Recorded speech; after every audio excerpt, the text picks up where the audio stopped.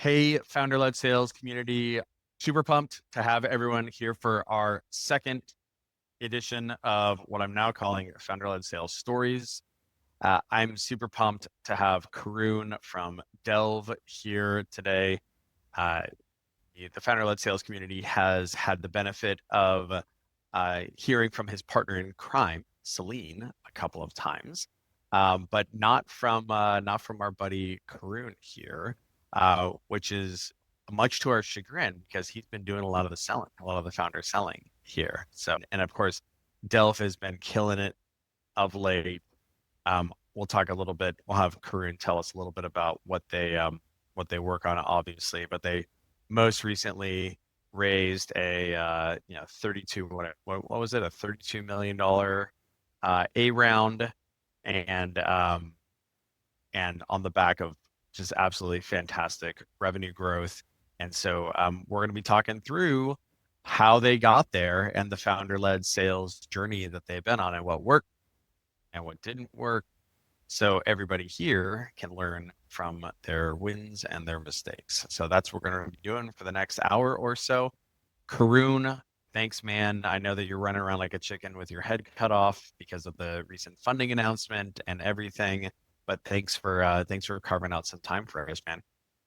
Of course, anytime. I'm excited to chat through some sales stuff here today.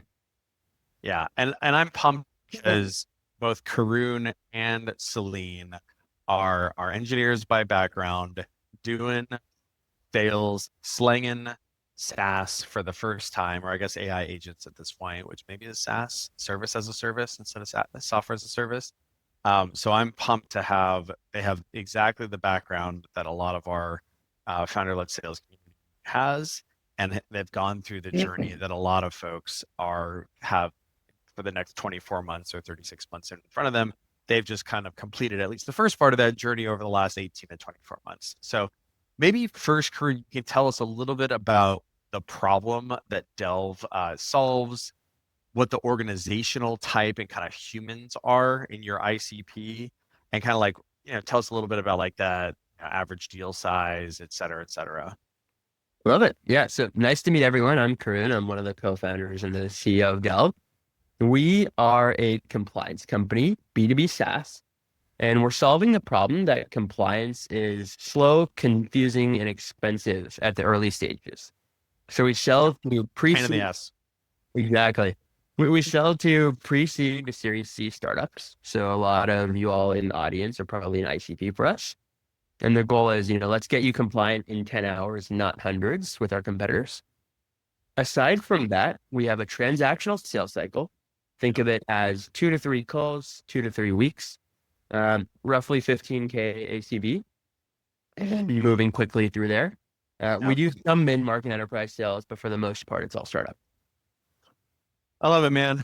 I really love it. And I have a particular one of the earlier versions of founder-led sales stories was with Warp. So with VG over there, who's their founding seller, Mhm. selling to startups and selling to CEOs and founders is great because it's high velocity. They have a bias to action. But the downside can be sometimes those organizations are small. In you guys' case, like you can get a meaty-ish transaction size, like 15K. Like we're not running around doing 2 calls to get 5K or 2 calls to get 3K, which would probably be uneconomical. We're doing 2 calls to get 15K and then potentially more than that over time. So it's like right at the border of where if you have a very fast sales motion, where of course the nice thing about founders is like they can make the decision, at least early on, they can make the decision very quickly. So I can Mhm. make for a high efficiency yet somewhat economically intense or commercially intense motion. Maybe you could tell us a little bit about, I know I kind of dropped this a little bit earlier, but what was your background and Celine's background before starting Delph? Yeah. So my co-founder and I, we actually met our first week at MIT. So we have the same academic advisor and just kind of randomly met at another VC event like a month or two later and realized that we had like a very joint interest in actually like medicine and AI. And as part of that, as we continue to go through that process, we decided to work on a project together We then turned that into a startup. We were doing like an AI scribe. And as we kept going through that, we realized that, HIPAA compliance is a real pain in the ass. And that's kind of where this version came from. Like we started selling HIPAA and then got pulled into SOC 2 and like the other frameworks and like kind of ended up solving the problem that we had as startup founders originally. But I love that. So essentially it was even you guys kind of like pivoted. It's not pivoted. Essentially you're like, the phrase that a lot of investors use for this is heat seeking missiled your way to where the pain actually was, and not just like the pain, but also like maybe the intensity of the pain and the rapidity with which you could drive a transaction there. I didn't realize that you guys, so it was like healthcare project, medical scribe, HIPAA, which is compliance. Oh man, this is a pain in the ass. Holy mackerel. I bet AI could do something about this. Actually, HIPAA is gnarly, and also the market isn't super big. But actually, SOC 2 is still gnarly, not as gnarly as HIPAA, but still gnarly and a way bigger market. Let's go ahead and fire on this. That's an awesome story. And that's exactly what entrepreneurs should be doing. And I talk about this, I have some questions about this a little bit later, where what you want to be doing is looking for the highest magnitude of pain intensity, oftentimes with a compelling event associated, because you can have like very high pain that doesn't have like a compelling event for solving. And I think, yeah, that's not surprised that you guys figured that out, because you guys are a couple smart cookies. Maybe tell us a little bit about the kind of initial problem hypothesis. I think you just told us a little bit about it, but like, how did you then validate? Because obviously you knew that HIPAA was a pain in the ass because you were doing it. You're like, oh man, you got to do this for a medical scribe. How did you then validate the new market of SOC 2, and that this approach might be able to work with that? It's a great question. I think we're big proponents of being aggressive in the early days. I think that you really don't need to think about scale until you're forced to think about scale. Totally. And you'll know when that happens. And it's probably like well north of 1 million in ARR these days. And I think that in the early days, for us, validating this idea meant selling, we're going to get you compliant in 2 weeks, and then making it happen for the end customer and seeing whether software could do that or not. And so Right. first sales that we closed, we had no product. Like we just built it while we were like going through the contracting process, and then realized like, hey, this actually does work. And it continued to like slowly sell. And we realized that obviously SOC 2 is an established PMF tested problem. And Yep. so the the bet for us was always like, can we beat our competitors long term in an AI native solution? And then eventually that grew into like automating this concept of busy work, the larger scales. But in the early days, it was very much just selling like my co-founder and I to help you get compliant and using the moat that you have over competitors, which is like your time in the early days. Yeah, that's awesome. I mean, I think there's a good point there, which is one, when you're selling into an existing category, oftentimes like it's been validated. Like I liked your phrasing there, a PMF validated problem. Now the Mhm. question is, can you do it 10x better? And then in you guys' case, I actually remember this like 4 years ago or 5 years ago when we were doing our first SOC 2 for Atrium. We actually on purpose did not do a compliance Mhm. platform, because it actually like tattles on you. There wasn't a lot of like upside to it. It's like, well, wait a minute, like we're gonna do this thing, which essentially is just like paint by numbers, but we have to do it all manually, and then it's gonna narc on us if we're out of compliance. Versus when we like, there wasn't any kind of upside to it per se, right? If you thought about it, versus in you guys' case, there's a hypothesis that you could use AI to like actually automate it versus like paint by numbers, which was the existing paradigm. This is like, no, no, no, we'll paint by numbers. We'll do it for you. And instead of it taking many, many, many weeks for you to take all these screenshots and do all this stuff, et cetera, et cetera, no, our magical thing will just do it. And of course, then your customers are like, really? You're like, sure, trust me. And then build the functionality, which was a combination of like Karun and Celine being like elves under the covers. doing it, but then also coding and creating the AI leverage in order to actually make that promise come Mm. true.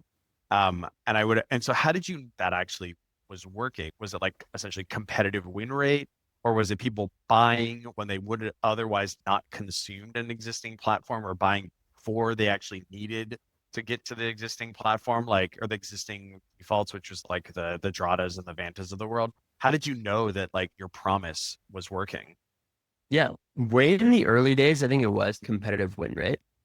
I think there was a level of we just by going through IC and like looking around at founders, kind of understood what people actually cared about at the early stages and realized that the current platforms like don't sell to that. They're optimized for slightly larger companies. And we realized there's like a pretty clear value proposition that resonated deeper with, startup customers than what was originally being sold. And I think a lot of our product strategy in the early days was defined by like what closed deals and what made customers happy. But more than that, it's like there's certain types of, value propositions, like for example, saving time or getting compliant faster, or even the small things like we'll just manage the audit for you versus you having to Yeah. go through and manage the auditor yourself. Like little things like this that we evolved in the sales process as we got more data, um, also helped define the product. And that's eventually what we realized like worked. That's interesting. So your audience is particularly time constrained, like the Mm, founder. Um, one, like, sorry, one, there's a very strong compelling event, which is, hey, we have our first enterprise deal. This is why I talk about compelling events a lot with founders that I help with founder-led sales is lots of people have pain all the time. The question is mm, like, what makes it to the top of the list? And so usually there has to be a reason for that. And so in the case of SOC 2, it's like it's usually we have an enterprise customer, like a mature customer, and they want our SOC 2 validation. And I don't have it. So mm, that's the first thing. The second thing is, oh man, but I have a bajillion other things that I have to get to. mm, If you have a larger organization where you have humans who have been staffed on a problem, oftentimes like the automation of that can be viewed as like with like hostility. Whereas early on, founders are like, what? Like I can throw money at this and like get my time back to do feature building or what have you. That can be a very powerful thing. And then I think the third thing that you observed there was like extending that out to another use case, which was, hey, you have a compelling event. We're going to go ahead and automate. Not only are we going to automate the preparation, right? The actual complianceness of it. But then we're also going to manage in a professional services capacity the audit. I think that's super smart and like wildly underappreciated. A lot of times people don't, and it's an example of things that don't scale, but people oftentimes are way more hostile or reticent to get involved in what essentially are professional services than they should be because that's what ultimately delivers. Like your customer is buying a job to be done or a done job is what I mean to say. They're buying the done job. The quintessential example of this is you don't buy a drill, you buy holes in the wall, or specifically not only do you buy holes in the wall, you actually buy the hung painting, mm. right? Like that's what you want. You want the hung picture. And so I think that that's what you guys did there was like kind of continue to figure that out. That's awesome. Can you tell us yeah, how did you get over your fear of sales? Like how long did it take? You know, what Yeah. helped? Etc. I mean, you're So, I mean, a very pleasant, you know, charismatic, articulate dude. Um, but maybe that's been the case for a long time. But I'm kind of curious how you got to the current state. I appreciate it. Yeah. I mean, like, I would actually say, I think, if I can do it, everyone on the call can do it. Like I Yeah, probably have collectively the least years of experience out of anyone on this call, because Dell was my first like job. And so as part of that, I think it's something that just takes time and you just have to kind of attack. Um, I think more than that, a lot of times the fear of sales that I've noticed in people can come from two real angles. One is, somebody actually going into the sales notion, like not feeling comfortable making an ask or persuading someone, or just having a general level of discomfort, kind of having a conversation like this. It's like very incentive oriented. One of the biggest things that helped me in the early days was remembering this is just a conversation. This is Yep. just talking to a friend, and almost imagine like the customer on the other end is your uncle, I and you're love trying to that phrase. appreciate it. And like, I think it's like, So would good. you let your uncle buy a worse product? Like, you just wouldn't, like, because it's stupid, right? Like, if your uncle is trying to buy a Toyota and you know that this other brand of car is just objectively better, you're gonna do everything you can to convince them to go a different direction. And that's like what we did. Yeah, I think the other thing, I love the uncle phrase as well. I'm going to steal the hell out of it because the other thing that you wouldn't do too is you wouldn't sell something to your uncle that he doesn't need. So what you would do is you would approach your uncle or your auntie and you would ask them questions about what their needs are. You would figure out their needs, like to use the car example there, and say like, "Hey, so what are you trying to do with this car?" Right? Like, "Oh, well, I know that you guys have four kids, Hmm. right? I'm not, I really like, I'm not going to sell you this Tesla Roadster that I'm gonna, right? Like, and so I think it's both if indeed you have the thing that fits for them, then you wouldn't let them go and make a mistake by doing something else. And then similarly, if you know through your expertise that you're not a fit for them, you would be very candid about that and you wouldn't actually hang that on them. So, and of course, what that means is that first and foremost, we need to figure out if this Hmm. is a mutual fit, if there's an opportunity for mutual benefit in this transaction, which is the core of commerce, right? That's the core of economics, the core of capitalism or market economics. Um, so what aside from that awesome mental model, which I love and will steal, what were some other resources that were helpful to you guys when you were going through your founder-led sales journey? Yeah. I mean, like, I think buy Pete's book. It's actually really good. Funny, like, YC will give it to you. we actually had like all of our salespeople read it, by the way. Genuinely, because like not only for the general understanding and like filling in any gaps, but also it kind of speaks to how founders think. And I think that helps our salespeople sell to founders better. Um, That's a great point. but yeah, I think that was like really helpful for us. In addition to that, I think a lot of finding a mentor and watching your recordings. Um, Specifically on those points, right? Like a lot of times in sales, it's not major problems, it's a combination of minor problems, right? Like your Oh, talk, totally. your talk track is not often terrible. It's that like you're No, forgetting to book a follow-up call. You're totally. not talking about pricing in the right way. You're not mentioning your competitors in the right way. Then these small cuts lead you to lose the deal. And I think similarly, having somebody there that like what we did in YC, and like I think you don't need to be in YC for this. You can just LinkedIn DM some salespeople or even have Pete, right? Like it's kind of like you're going through a sales motion and you'll find that you're getting stuck in buckets. Like literally, we used to get stuck in each of our what are today our HubSpot buckets. It's like we'd have the initial conversation and nobody would book a follow-up call. Turns out you have to book your call on the call, right? And then we were like, well, some people don't show up to the next call. It's like, oh, well, we're not sending follow-up emails. Once somebody gets to the follow-up call, they're not signing the contract. Well, it's like, hey, we have a terrible, ugly contract with no reminders. And so we should send the contract after the first call itself and then constantly remind them. And it's like, hey, well, they have the reminders and they have the follow-up call. Why did they sign? Well, you should book the onboarding call and then use that as pressure to get them to sign, right? Like all these little things that you'll realize are kind of just like you're building a funnel, you're building a ladder, and then you're trying to like make that next step. And watching the recordings, critically thinking on a whiteboard of like, why did this go wrong? All that stuff like really helps. Yeah, that's really well said, Karun. Mm.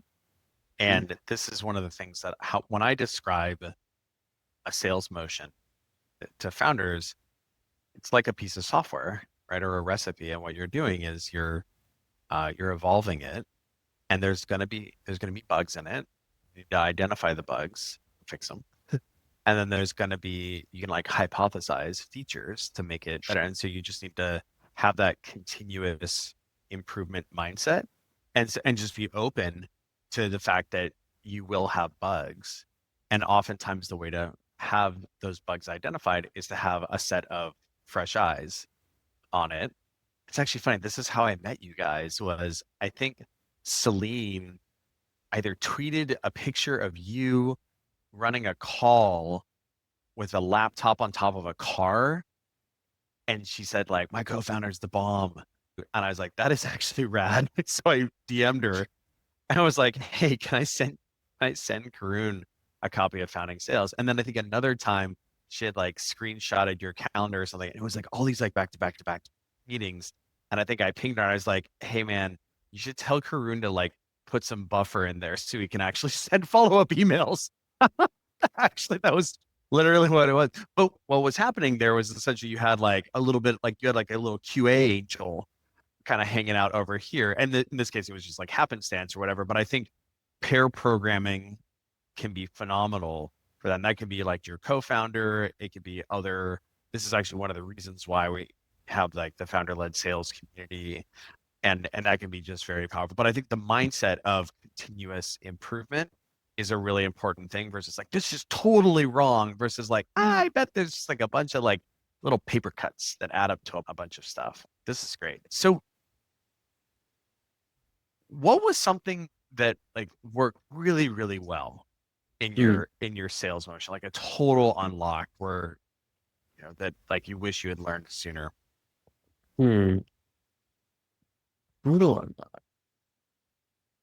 I think like you're listening to your customer and you're not actually selling them. And this was actually through our conversation, I was reminded of this. Um, the point of like you're talking to your uncle is actually like very underrated.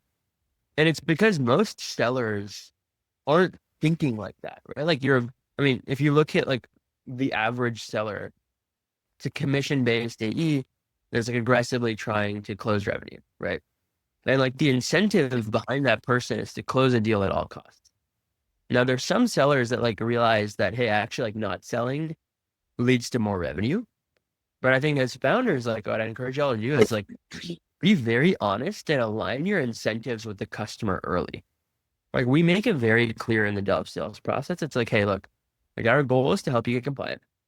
Let's first like just take a step back. Like, how much do you understand about compliance? It's super confusing. Like, can we break this down for you? And then you're kind of like, Pete, as you were mentioning, talking to your uncle.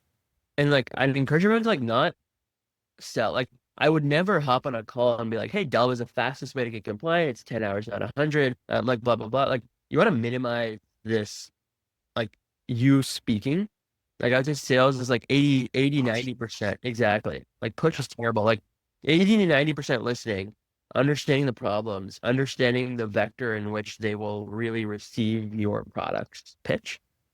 And then the way I'd say is like you're spending 25 minutes out of 30-minute call, like teeing up the baseball, and then you take one precise swing to sell your product. Clubs. Exactly.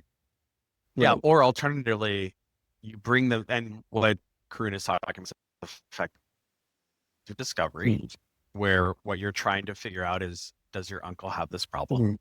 Do they have this problem? Which oftentimes you can identify from external information, perhaps, or a strong hypothesis that they have your problem. Two, do they Mm. recognize that they have your problem and they've prioritized it? They might have your problem, but then they haven't recognized it yet and they haven't prioritized it, in which case like they're not as far down the funnel as like maybe we would prefer, and so we might be in more of an educational scenario. It's just they haven't prioritized it yet. Obviously we would love people who have the problem, recognize it, have prioritized it. That's the best situation. And from an outbound standpoint, from an inbound standpoint, if we can like find people at those precise times, that's even better. But understanding this, and then oftentimes if you're bringing them along in this conversation and they realize this, and then you can change gears a little bit, say, can I share a little bit about how customers use Delve to address some of the things that maybe we've talked about a little bit? And then you share that, right? Like one of the big problems we've heard is people putting off their SOC 2 because it's like 100 hours of work and it's never the top priority. This is why we implemented a bunch of AI workflows and now agentic AI approaches to compress that down to 10 hours so you can get it done now rather than risking an enterprise deal that's in contract. You just get it done now. So when your Mm. first enterprise deal gets to the bottom of the funnel and procurement asks you whether or not you're SOC 2 compliant, you're already done. Does that ring any bells? And they're like, dude, that is literally what my co-founder and I were talking about the other day. I'm like, oh, yeah, totally. Right. But like at that, and like, cool. How much does this cost? Right. Like if you tee it up by asking them and kind of bringing them along that journey, oftentimes they'll be asking for pricing. They'll be asking, so what does your engagement model look like, Karun? You're like, well, I'm so glad you asked. I love that. What kind of conversely, what was something that totally didn't work that you would warn people away from otherwise doing? Like, hey, don't do this. This was like a big mistake on our part. Mm. I think just being really aggressive on follow-ups. I think there's a level of, hey, like you have a really nice sales call, you vibed well with the customer, they seem quite interested, like they asked the pricing question. I sent the contract, I was like, all right, well, they're just gonna close, right? Like they said they would verbally close. I asked them if we're their preferred vendor, and they were like, yes. So the case is closed, right? Uh, Never closed until they've signed, and frankly, until they paid and onboarded.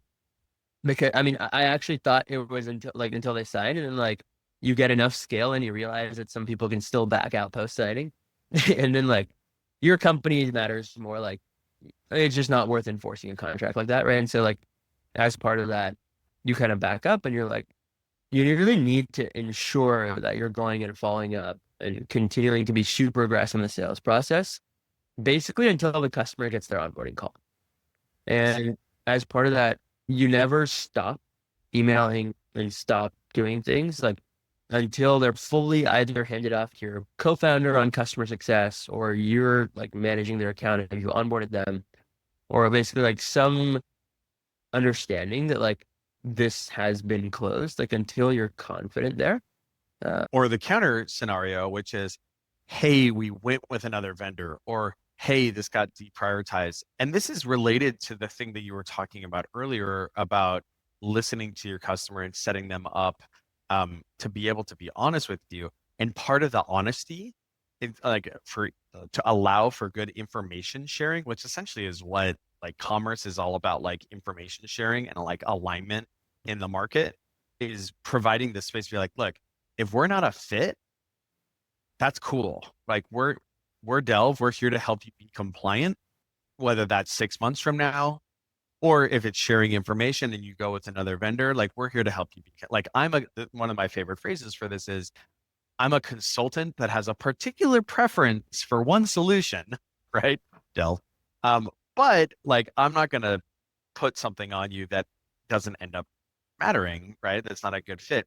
And then you can carry that through the whole sales process, right? And it's actually the sales terminology for this is called strip lining. It's kind of mm, sounds kind of aggressive, but where you can kind of push someone off and you can say like you can do this in a call. You mm, say, it's funny, Karun, from what I'm hearing here, let's imagine I'm selling Atrium, right? And I'm talking to a CRO and they're saying, they're not articulating a lot of pain around performance management. You mm, say, and say, you know what, Bob, it really seems like you guys have your act together and like none of your managers are having challenges around, measuring and managing performance of your account executives. So I just, I don't think we can help you. And either Bob can go, yeah, I think you're right. Or Bob can go, no, no, no, no, no, no, no, no, no, no, no, no, no, right? And like run after you in that mm, scenario. But in either situation, you want to know. You want to know what the situation, and that can be post call as well, where you can say, hey, I don't want to blow up your inbox, mm, right? If your priorities have changed, that's fine. Just let me know. If you've gone with another vendor, that's okay. If you decided that you don't want to do this, that's okay. Please just let me know. Oftentimes, what will happen is someone will come, like either someone will say, yeah, you're right, we went with a competitor, or you know what? it turned out that that enterprise deal fell out of the pipeline. So we're going to delay this a couple months. Oh, okay, cool. Or alternatively, no, sorry, my co-founder like got in a car accident and I've been like heads down for 96 hours or whatever. This actually totally is a priority. Thank you for understanding, Karun. Right? Like in either situation, like you just want to know. And then in the second case where it's like, hey, first case where they've gone with a competitor, great, we'll deal with that a different way. In the second case where they say, hey, we've deprioritized this, like that enterprise deal fell out of the pipeline, so we don't actually think we have a forcing function here. Oh, lovely. Would it be a terrible idea for us to put 30 minutes on the calendar, maybe like 60 days out to realign? Yeah, that's a great suggestion, Karun. Let's do that. But the point is like, we just want to know the information there. Percent. It's Let's, actually funny you spoke out our email for like ghosting customers, which is just haven't heard back. Usually it means like one, you went with another vendor, two, life happened, or three, it got deprioritized. And then like that usually will get somebody to respond as like a final hurrah, you know? yeah, I mean, we just want to know, right? The more Yeah. it's like the uncle thing, the more you think about sales as literally just like, facilitating the economy, right? Of like, supply finding demand that actually needs the supply, then it's just about like information processing, right? Which is like very, Hayekian.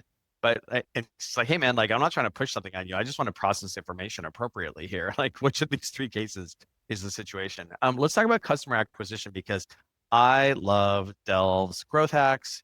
What was the first what was the first acquisition channel that really worked for you guys?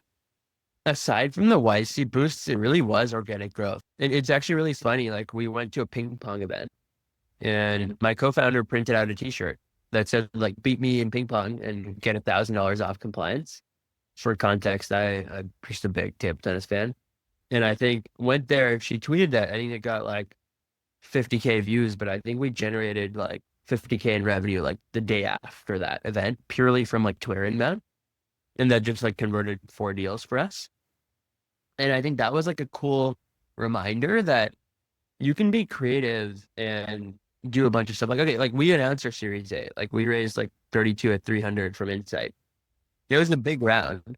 And our doormats did, I think, like 3x as well as our like launch did.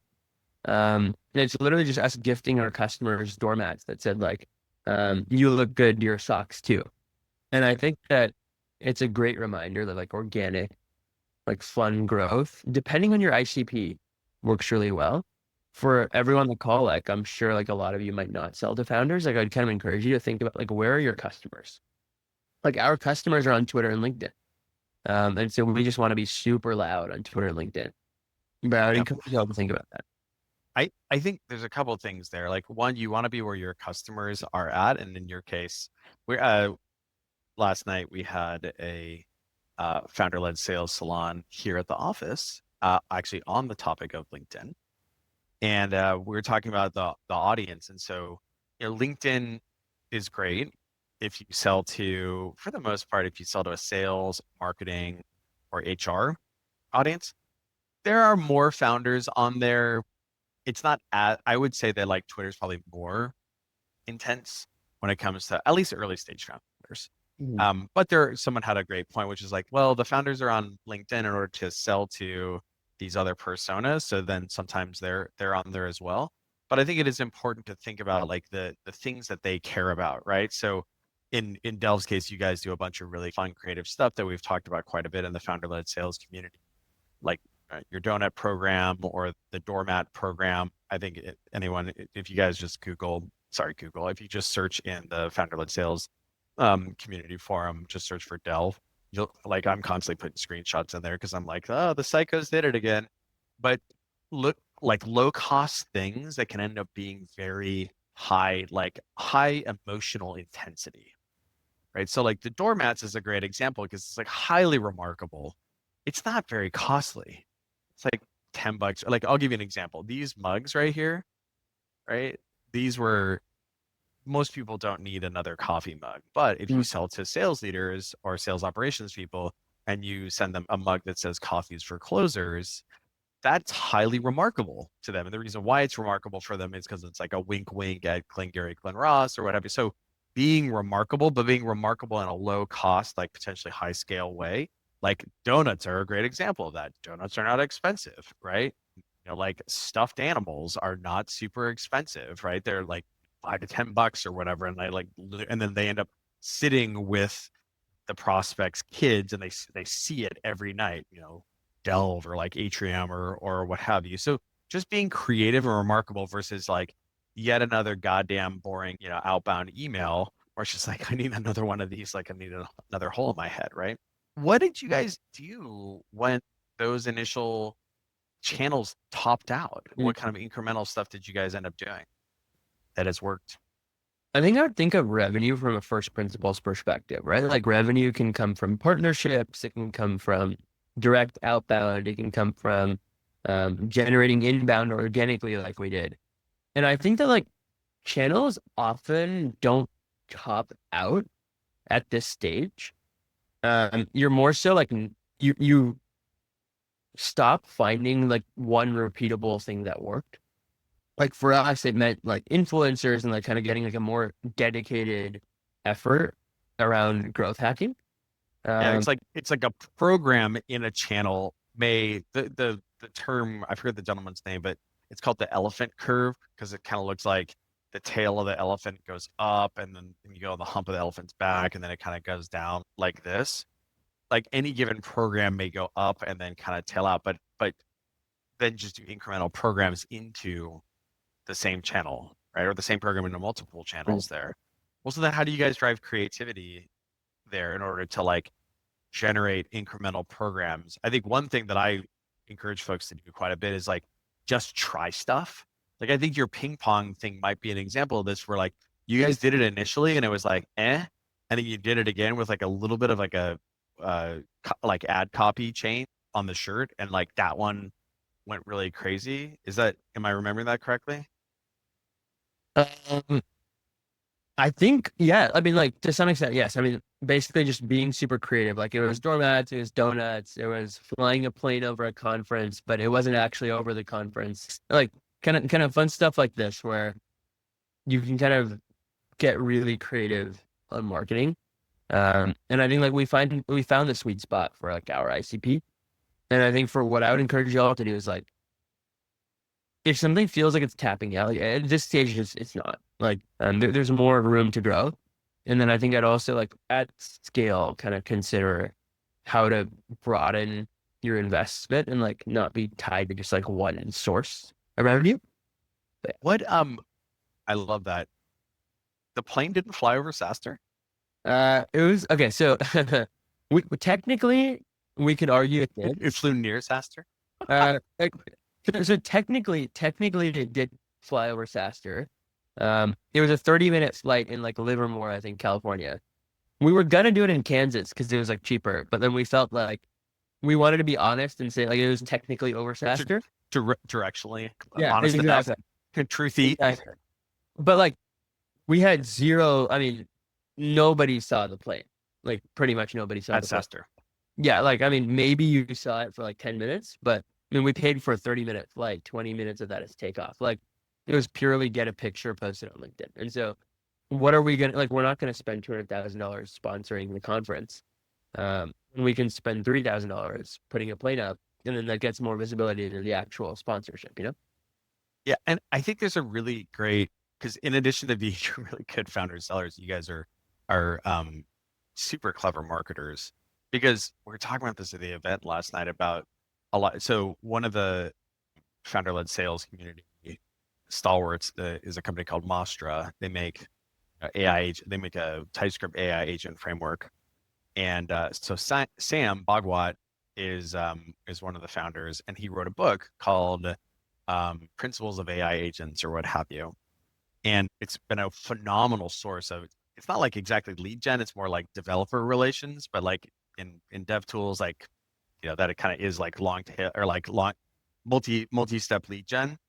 And they use it on LinkedIn and on Twitter, but mainly to get people to say, "Hey, I want a copy of this." And the funny thing about it is, if you think about it, people they do they actually want the copy of the book in order to read it? I mean, these are engineers, so like they're pretty piece and they're, interested in self-improvement and what have you.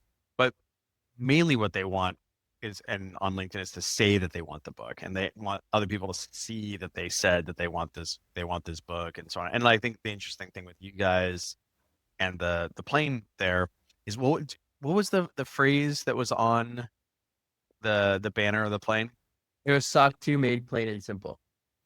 Right. It's hysterical, right? And so the concept of, oh man, these knuckleheads got a plane to fly over SaaStr and hacked the conference, that was remarkable, whether or not it actually like was the case. Like that was provocative and remarkable in a way. And I think that there's a trade-off here of, it's like provocative and like mildly provocative, and clever and what have you, and people could, and but not distasteful, like haha, that was like really clever, right?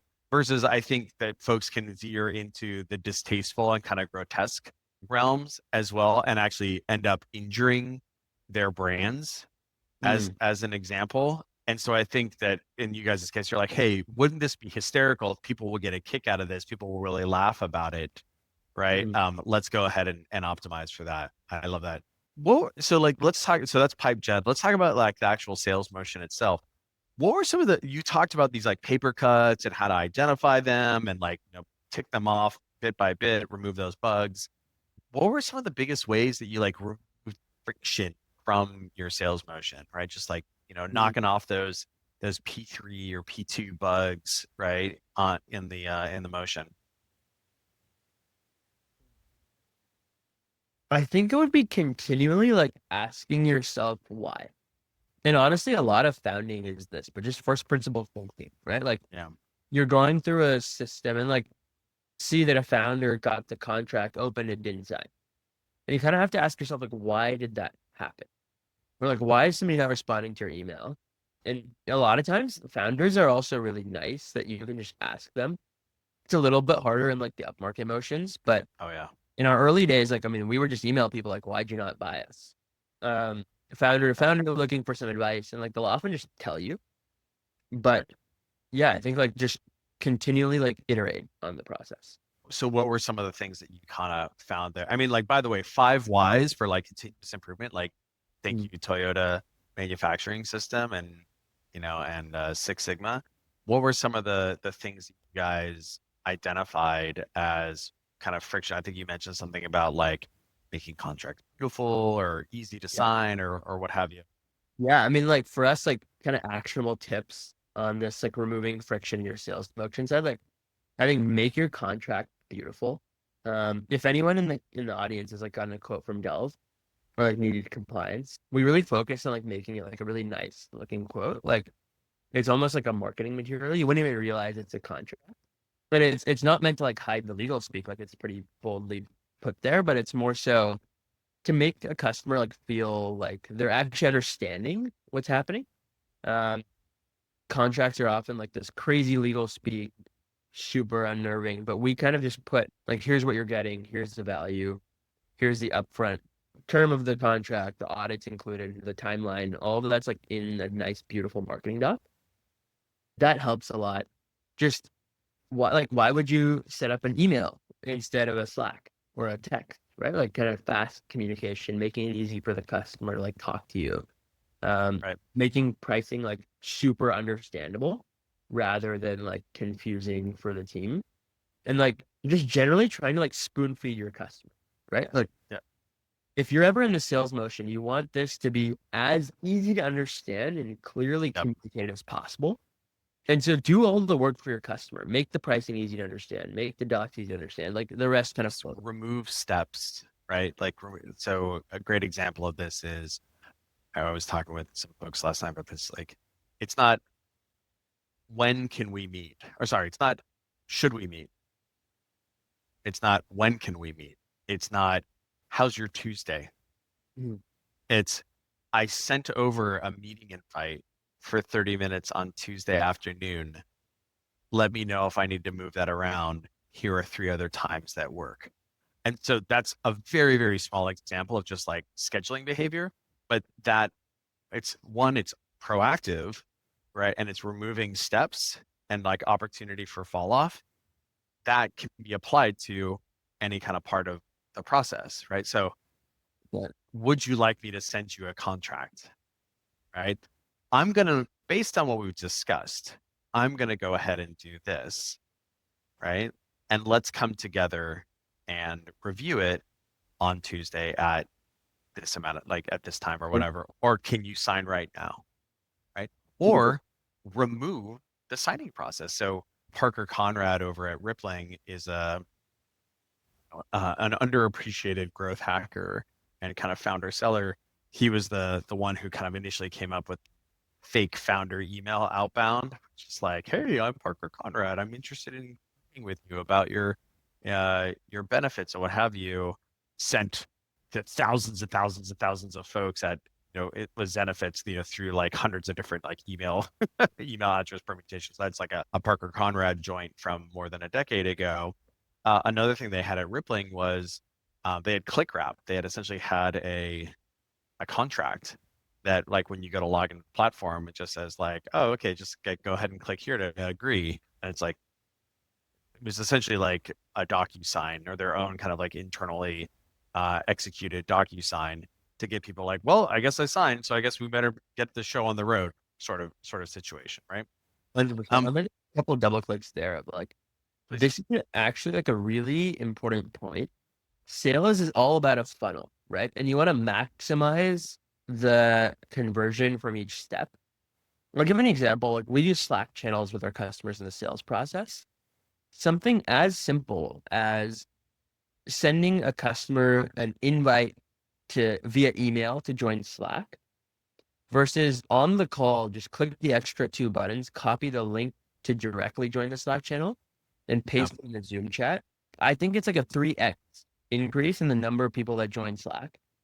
And because it's just a click, right? And when it's just a click, like then oh well, we can at them in Slack with the saying, hey, your contract's in the inbox, rather than them having to like open up 3 emails, right? And like Slack helps a lot. And so I think I love it. like something as simple as a click to open your link can like increase your net total conversion rate by like 5-10%, which is crazy, right?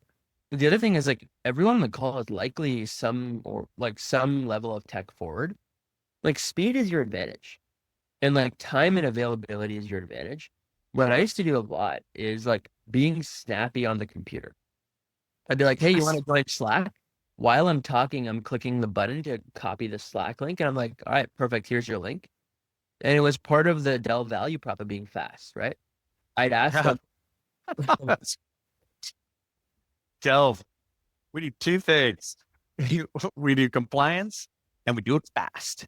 We do yeah. everything fast. It's like you guys are like Ricky Bobby, right? We're the fast company. So truly, like even our customer service, it's like 5-minute response time. Genuinely, it's like our highest KPI. Um, really, really care about it. But like, even things like just like calendar links, like Pete, you mentioned like follow-up calls. A big tech tip for me was like, it's Friday today. I'd be like, when are you free on Monday? Right? Like you're not saying when are you free next business day. Like that feels like aggressive.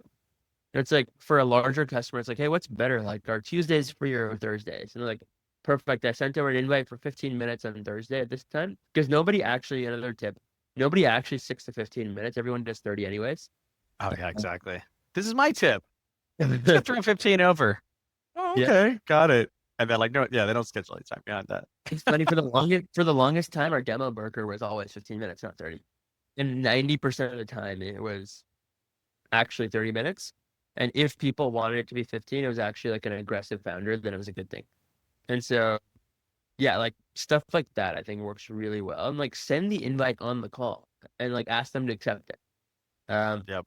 like I used to be like, hey, like sometimes Slack bugs out. Like, could you just make sure you join the channel? I just want to make sure it works for you. Like you can use a bug as an excuse and like get them to like actually do it on the call. Like that kind of stuff helps a lot. I love it. Well, let's talk about like you're talking about support and CS. What was part aside from like I'm sorry, I think one of the things you talked about was speed. Were there other things that was particularly important with customer success? I actually think speed is the number one most important thing in CS, and it's very, very underrated. Think about it this way. Let's say you have okay. you're pulled over on the road, you ran out of gas, and you're in the middle of a desert. Like, I think similarly in customer success, you're often pinging about a problem. You're pinging about something you're frustrated about, something you're not enjoying, or generally like an issue. Um, and one of the biggest things that people look for from just a psychological perspective is, how they're like being heard, right? And as part of that, sending them like a boom instantly in 2 minutes. Hey, heard you on the road. Sorry about that. Yeah. Happens to a lot of people. Thanks for your patience with us. We're gonna get you some gas. We're gonna go as fast as we can. Maybe 45 minutes on the top end, right? You feel hurt. Like, yes, somebody could show up in 45 minutes without that call. Yep. That time where they were felt comforted, like that call was free. It didn't actually say anything. You also didn't actually do anything. You just Yep. recognized the customer's pain point was heard. Yep. Um, that's very valuable. Beyond that, I would say just really actually solve the problem.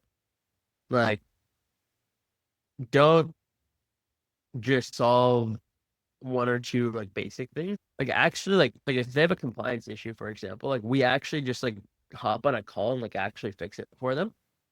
Um, because as you said, Pete, you're buying the painting on the wall, you're not buying the product. And so like Yeah. be aggressive and like just like fix shit. And then like All the way down to out. Yeah. This is what's known customer success as outcome. I think that speed is underrated in general, like just kind of across the board. People talk about this all the time about like the most successful founders they know have like 15-minute email SLA or whatever. People, that's crazy. It's like no, it's because what they do is they execute many things with respect and so sales is a great example of this too. Like inbound lead requests, instant response is there's a huge drop off because you might think like, oh well, they're asking for a demo request. They're still in that state of mind 5 hours later. It's like no, they're not. They moved on to something else, right? Like the toilet's broken in their office. Like they're dealing with that. Like it was top like that problem was top of mind at that point, right. What was your early sales stack? What did that look like? yeah, it was Notion or like actually no, it was a spreadsheet and then it became Notion, but it was basically just handwritten. It's funny, like our math of closed won deals. I'm not joking, by the way. We used to joke that our apartment was an aquarium. I don't know Pete, if we told you this, but we used to basically draw a fish on a post-it note, and we used to joke that we were the fishermen of compliance.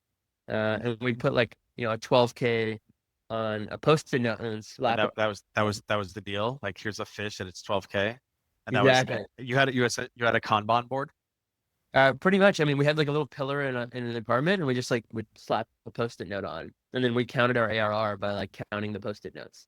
Oh, Uh, those were closed one. It wasn't going through like the sales process. yeah, not it was just closed one, and then the sales process was a spreadsheet, and then eventually went to HubSpot, and then we actually call out here. We use Ergo, joinergo.com. Highly recommend. Like we don't touch the CRM. This one actually changed the game for us because like I'm very lazy on CRM updates. Um, I just like who just don't use it, and so like that helped us. But yeah, Nice. I love it. So post-it notes, HubSpot, Gong, Ergo for yeah, automated website. So one of the things, this is awesome. Thank you, Karun. And one of the things that we, there's like a transition between doing it repeatedly yourself, which is super important, and like can't hire somebody else to figure that out. Like it's never going to work for a variety of reasons. But at a certain point, you have to, in order to get to scale, you have to have other people implementing your sales motion that you develop. So how many customers did you guys get to for your first sales hire, and who yeah. was selling there? So Slee and I are a little bit aggressive on this front. I mean, we got to. Oh, I mean, we were roommates during YC. We got to 1 million in revenue just from our apartment, just the two of us. But I think that was That's actually not terrible if you think about it, because if you guys have a 15K ASP, that's like 50-ish yeah. I think it's customers. eight And customers. with two founder sellers, like I'm not trying to trivialize your achievement there. I think it's absolutely fantastic. And I think that's exactly the right amount you would expect, right? Because you want to get to the point where you've done it a couple dozen times. And if you have two people, then maybe you're like really everyone's really understanding the customer because you've interacted with them quite a bit. But yeah, a few dozen transactions is usually enough to start getting to the top of the S curve where the amount of like incremental improvements start kind of like tailing off, like you get convex down on improvement there. And then the next way that you're gonna then scale is to then take that and then spread it across a bunch of other folks. That yeah, that's 100%. all. That's absolutely fantastic. Appreciate Um, it. I think we've cool. actually waited a little bit too long, if anything. Like I'd probably have done it like at 40 customers. Like, Man, like if you had a choice between waiting too long and then like accidentally doing it too early, I think you would rather wait too long. And the reason why is because like the potential downside associated with prematurely handing off a sales motion that doesn't like that actually isn't repeatable is like pretty bad, right? Like mm, you're gonna imagine like the drop ball there. Like of course the most aggressive version of that is not like hire somebody else to like figure out your sales motion for you. Like that doesn't work at all. Like that's kind of like the whole observation and like the thesis of founding sales, which I think has been borne out over the last like decade or so. But then if you had a choice between like the risk of a premature handoff and it goes splat versus okay, maybe like we waited too long and there was some opportunity cost there, but like probably I think in general, like Jason Lumpkin talks about this a lot too, is that founders never get out of sales until like you're public. It's just the selling behavior that you do ends up changing, and the places where you insert yourself in the sales motion changes a little bit too. What was the profile of your first sales hire? maybe 8, 10 years of experience. That's a Um, lot. yeah, it was pretty high. Focused around like selling a similar sales motion, good experience in the industry. Like at Why Dell, why did you go for someone that was like so senior there? actually all of our AEs are like somehow around there, like between 6 to 10 years of experience. Okay, good. But I mean, at Dell, we focus a ton on like in sales. I would say it's like three things. Hunger is by far number one. Like literally, how hungry is this person? Are they willing to work hard, go the extra mile, stay up, send the email, be aggressive? It was like emotional intelligence, or like EQ. Ooh, how do you measure hunger? Um, it's hard. That's like probably an interviewing skill, but like, how many emails are they sending after the call?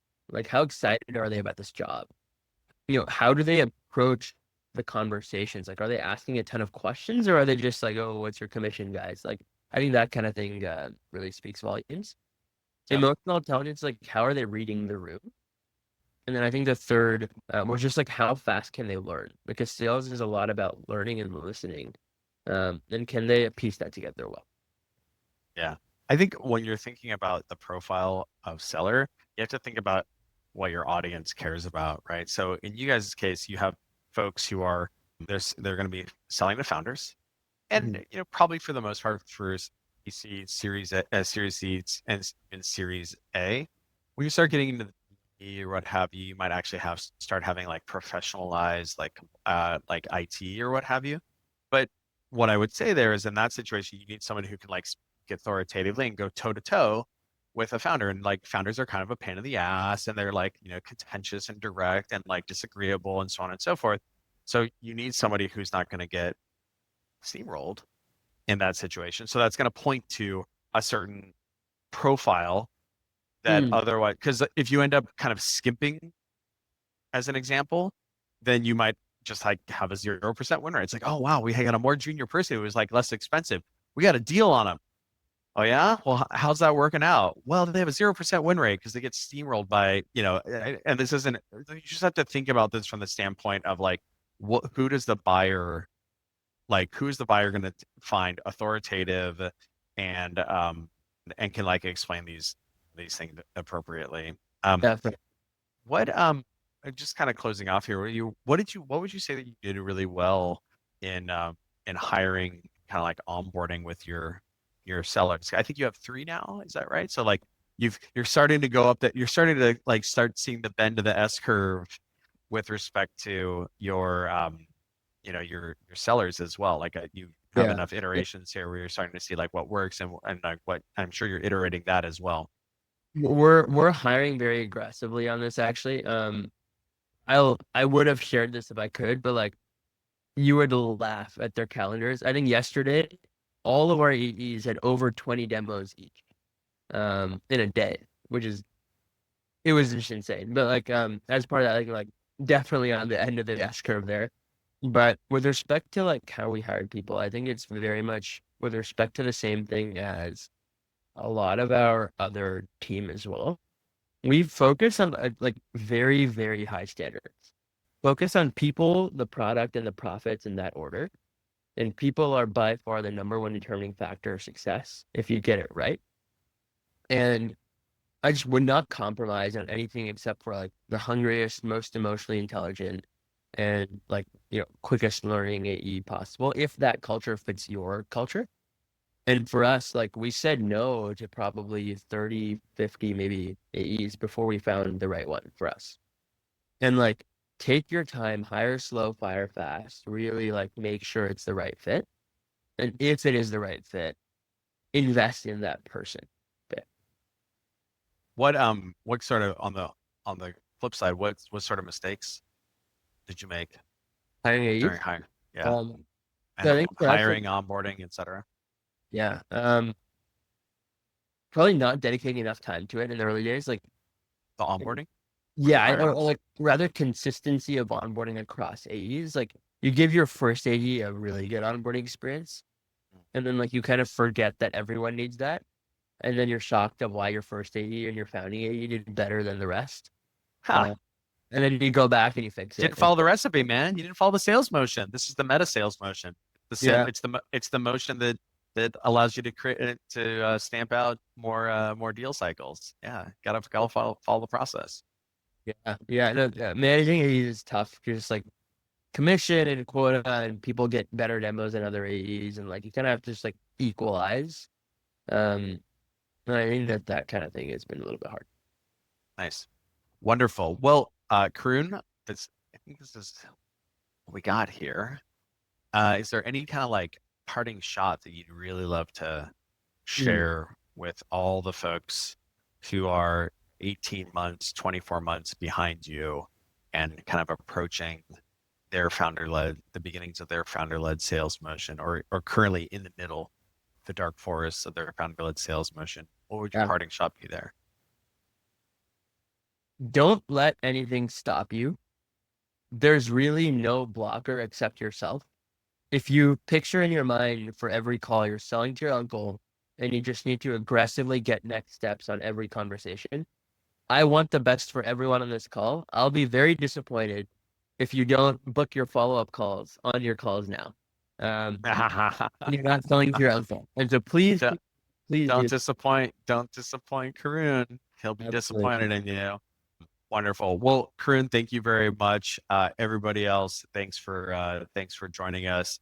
Um, hopefully your takeaways from this will help make your sales motions more efficient by selling to your uncle and being remarkable on your organic channels to them. So thanks, Karun. Have a great rest of your day. Okay. Thanks. Y'all too. Have a good one.